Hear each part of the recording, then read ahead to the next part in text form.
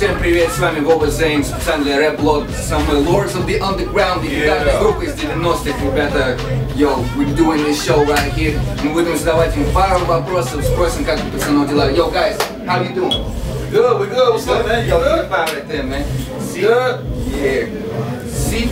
Plaga del Ru. I think that's how I go, right? Plaga del Ru. Благодарю. Plaga del Ему Ru. нравится здесь. Ну, по-любому всем хорошо. And guys, I got a couple of questions to ask you. And first of all, the first question that I want to ask you is, how did you guys meet up and form the legendary group Lords of the Underground? How did it all start? Like The short version.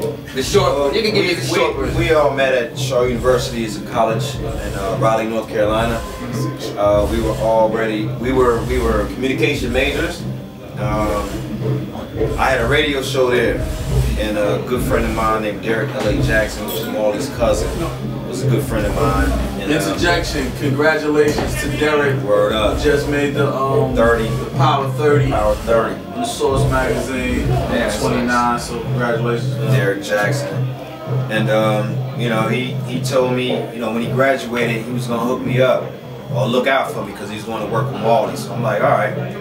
So that summer, when I went home, he called me like, yo, I'm at Marley's House of Hits. He's like, when you go back to school, you know, send me a demo or whatever, start a group. So I was like, all right, bet. So when I went back to school, I met up with Do It All, and you know, we started to do stuff around the city. And then somebody told us about Mr. Funky. We went and saw Funky, heard him rip it up.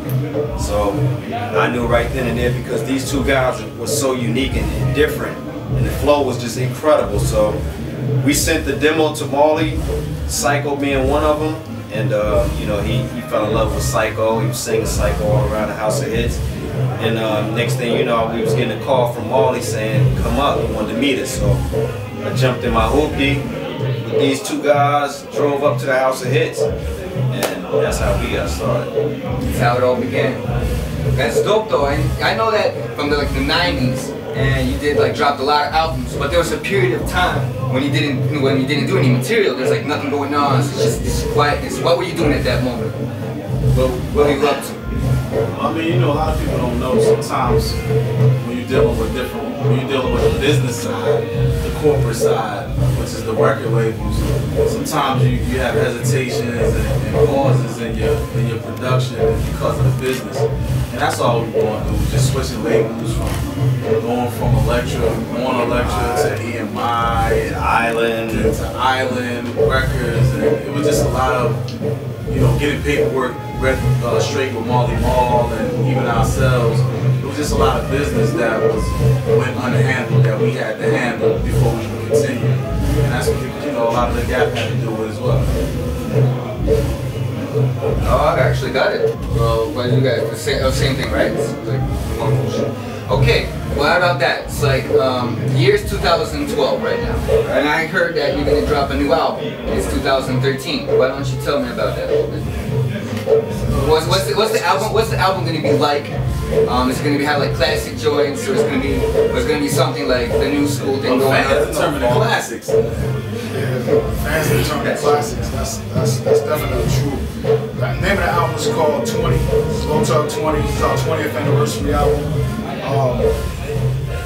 We haven't decided if we're going to do more than 12. It's going to be no less than 12 all brand new songs. We got Busta Rhymes on one song. We got Treasure Motivate on another song. We don't have a whole lot of features because this is kind of like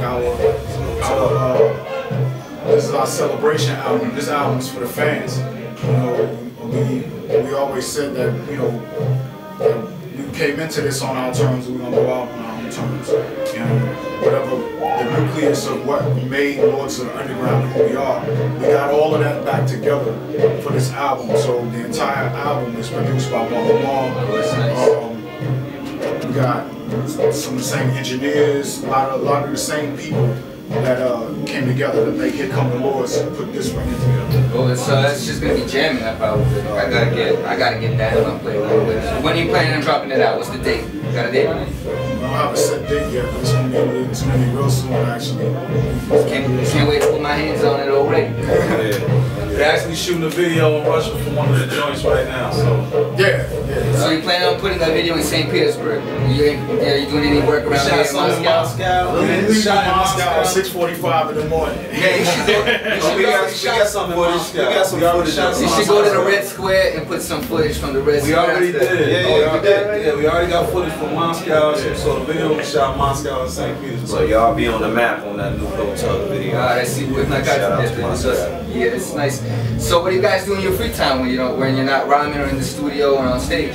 So you got families? Mostly or? Oh man, y'all gonna laugh, man. I just don't want y'all to laugh. I'll tell y'all though.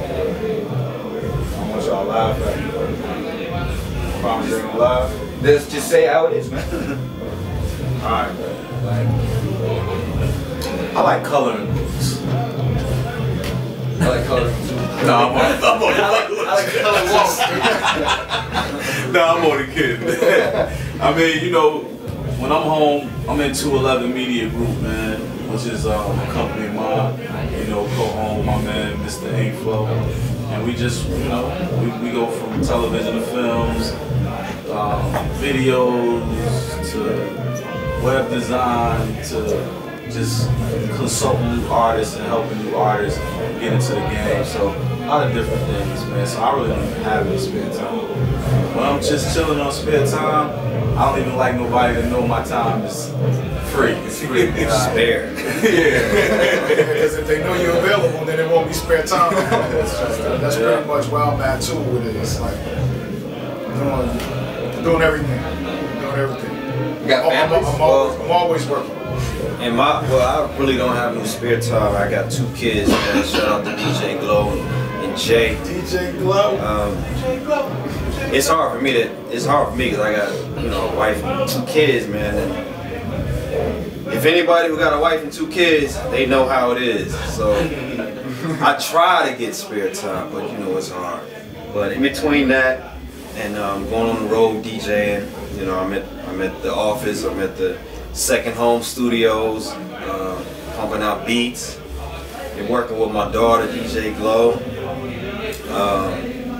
and traveling. That's what I'm doing. Around the Traveling world? the world, yeah. We're in Russia now, baby. Yeah, man. It's Moscow. Moscow. 495 is where it's at. Also, I have a project out called The Plain Dealer, man. I can't forget this. Before y'all get that LOTUG, I got the Plain Dealer CD out, alright? My first solo project. Of course, I got Mr. Funky's on the first single called Say Yeah. Got my man Do It All. I got Tretch from Naughty by Nature. Taji Ali. Bars and Hooks. Joya, R&B singer from the 90s. My man Bees Portier. Who else? Alcoholics. Sticky Fingers from Onyx. We had those dudes around here. You know, Nick Javis. You know, shout out to all them cats, man. Oh, word? Yeah, they're like doing concerts all the time. I heard they get living a lot. So, Cellar Dwellers too. Big up, shout out to Phantasm. Yeah, so Plain Dealer, check it out, man. That's business, man. That's tough. Парни делают свои дела, так что ищите их новый материал в интернете, все качайте, находите, ищите, слушайте, прокачивайтесь. Yo, some more questions. Do you guys do charity work? Like, you got charity concerts, like for like Of course. health problems with kids and stuff like that? Yeah, we do all of that. We've all, as a group and individually, lecture kids. You know, we go to schools, talk to them about the importance of just, like I know I just recently did one at a school. Basically, it was about literacy and how being literate or not being literate can affect your life. We do stuff like that all the time. That's respectful. That's just a problem around here in Russia, is that MCs usually don't go out to schools and tell children, it's like don't do drugs, don't do booze and stuff like that. It's like, a lot of MCs really don't. They don't do that. They're not some, not all. A lot of them not very self-aware, don't realize how much influence they have over the other kids. Number one. Number two, a lot of them, people like to downgrade MCing. Because an MC is a writer. An MC is actually a poet. So I mean, it's like to me when people say, "Oh yeah, you're just a rapper," or "He's just a rapper," I mean, it kind of downgrades what we are. What we are is hip hop artists, we're MCs. You know, and there's a difference in my opinion. You know, I came up where when we wrote, it had to make sense. It had to be plausible. Like, I had to be able to mentally picture what it is that you're saying. I had to relay that message. And put it to people's hearts and to their minds. Put it into their hearts and minds, exactly. You know, when you do that, that's the true measure of an MC. If MCs, all MCs realize how much of a gift, you know, to be able to do this is a gift, just like singing, dancing, whatever, it's a gift. And everybody, you know, just because you can put two words together that rhyme, that doesn't make you an MC. You know, not everyone has that gift. The people that do have it, we need to really like build something where people can realize the relation between MCing and literacy, writing, history, things like that. Because we're storytellers too, you know. We record history just like. Yeah, that's true. It's a true story. I like that's so true. And I got something to say about that too. In Paris, France too, I do a master class. Shout out to my man Dynamax, Zulu Nation, and my man Mongool. I just teach the kids out there in Paris about the importance of hip hop and the positivity, you know, along with hip hop. Because in France, a lot of the youth, you know, they watch the videos and see the American movies, and they think everything is about violence and negativity. So I teach them about the positive things in hip hop. You know, like when we first started, we made it fun. You know, we made hip hop fun again, to be able to express yourself in a positive manner. You know, it's not all about violence and killing and smacking people's mothers and how many people you shot and all that. You know, that's all fine and dandy, but real gangsters don't tell that. Why? You know? So I teach them about the positive side of hip hop and about respect, about respecting elders, your elders, because there's a problem in France with that whole young generation, man. I mean, we've all witnessed it. Do It All witnessed it. Example, Do It All one day in France told me, we were at the airport. He saw an old lady reaching to get her bag. And what the dude do? He pushed her. Just knocked her out the way. So yo, I mean, she was white as ever. I just went over to the man, grabbed her by his arm. I was like, "You ever push my grandmother again, I'll fuck you up." He was just like, dude. And they all like that, and they think that's no cool. way she could have been my grandma. So but he just if so hard. right, if I could just reach one person, you know, and teach them that that's not right, you know, that's not cool, you know, then I've successfully, you know, taught them something. So, I mean, for me, I do so much charity work, man. From a bunch of different stuff, from literacy things, going to school, reading to the students. We just had an event a couple of months back where we read to the kids in the school. I also do unorthodox stuff, like I donate to breast cancer, you know, in America. shout out to Kango Kid. Yeah, shout out to Kango Kid with the Mama Luke Foundation. You know, I got some friends who are dealing with breast cancer, female friends, and we donate to that. We're starting a non-profit organization right now with 211 Media Group, a non-profit organization side, where we're doing a documentary on education, you know, from just different aspects of education, and $100 million that Facebook's supposedly given to Newark, New Jersey. So we do a lot of different things, from literacy programs to cancer research to just going to talking to the kids in the neighborhood. That's what the Russian musicians gotta learn to do. We practically don't have that going on actually around Well, here. then you could start it. That's what all could start it. That's what we're trying to do. Well, then Берите примеры, люди в благо свои же деньги. в здоровье других людей вкладывают, знаете, отдают больше, получают тоже. Поэтому берите пример. So as well, what do you think about the new music scene that's going on right now? Like the top artists that are in the United States and Europe as well. What do you think about that? You want it to go like a little bit back so people go back to reality, or you just moving out with your own stuff? Only get back to how the golden era fell when the mindset of the rapper changes. I'm saying, you know, it's only gonna change, man, when leaving that, when you think of different things to talk about, when you start thinking about how we affect people whether we realize it or not.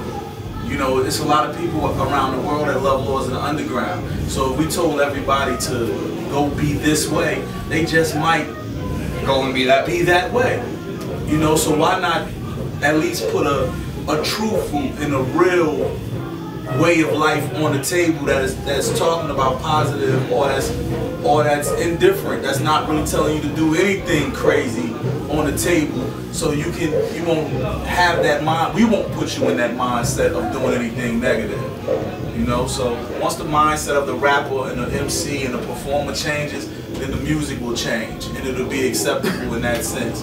But when you have these brothers out here who never lived this gang stuff, who never banged a day in their life, who never shot a gun, who never robbed anybody, who never sold a drug, who never even had all the 20 girls in their bed, and never even had a fight. You know, never even had a fight, and they going out here talking all that tough stuff. You know what I mean? It's like the fans are gonna believe it. So change the mindset, and it changes the direction that we go with. I got something else to.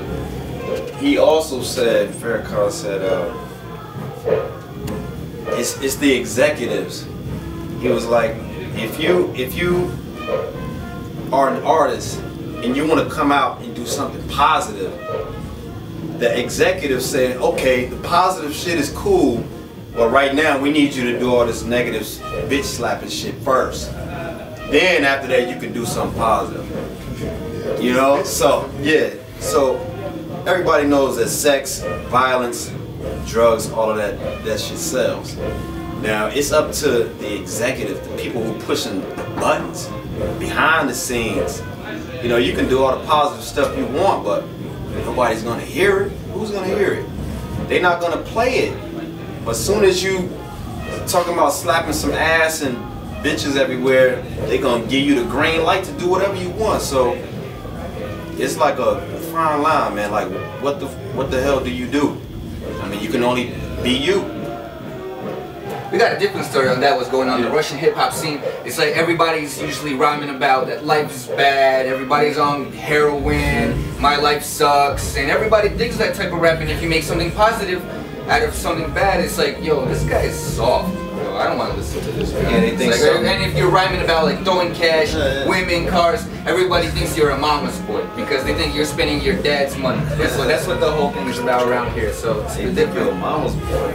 Yeah, that's what. Yeah, it doesn't matter how tough you are.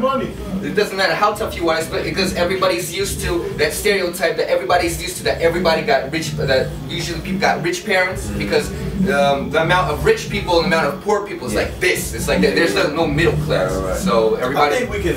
I think a rapper can settle all of that. Like if you just do it, how the culture of hip hop. Well, the way I learned the culture of hip hop is, as an MC, we talked about what we saw, what we lived, what we did, and that's it. Don't get me wrong, we exaggerate. We exaggerate on things. We might say our car is shinier than yours, or our, you know what I mean? But then we talked about what our friends and our cliques around us were going through and live. But if you're not around it, if you don't live it, if you don't see it, if you're not directly involved with it, you don't talk about it. People just want to seem better than the way they are, probably. But the culture of hip hop, the way I learned it, and I believe the way my brothers learned it, we didn't talk about nothing that we didn't have any contact with directly. Don't get me wrong, if my brother had a problem with his girl and the way they went through that story was ill, I might write a rap about it. You know what I mean? But I have information directly. A source. Yeah. But if I never been to jail, what I'm talking about, we got locked up, we did 6 months in a hole, and we never even been, what are you talking talking about? And why is that something to even be proud of? Right, exactly. That's the problem. That means your dumbass got caught. That's the problem. Like, why would I want to brag? So just come from a real place, man, and you will always be respected. And you will be heard as well. Yeah, and you'll be heard. Yeah, NWA, they didn't give a fuck about radio airplay or nothing. They just did it because it came from there. And, you know, they wasn't thinking about no money or nothing. They just did it, you know. And so happened that shit blew up, you know. But they did it from their heart. And that's what we So stay real, you know, just stay real. Будьте самим собой, читайте, излагайте только правду, не придумывайте ничего лишнего в своей головы. And guys, last question, yo, it's like, got any advice for the hip hop heads out there, like for beginner MCs? Yeah, don't get into hip hop. No, my advice is just study your craft, study the history of it. You know, learn it. As a real true hip hop artist, my best advice to you is to just study your art, study your craft. You know, learn it, learn the history of it, learn the people that did it before you.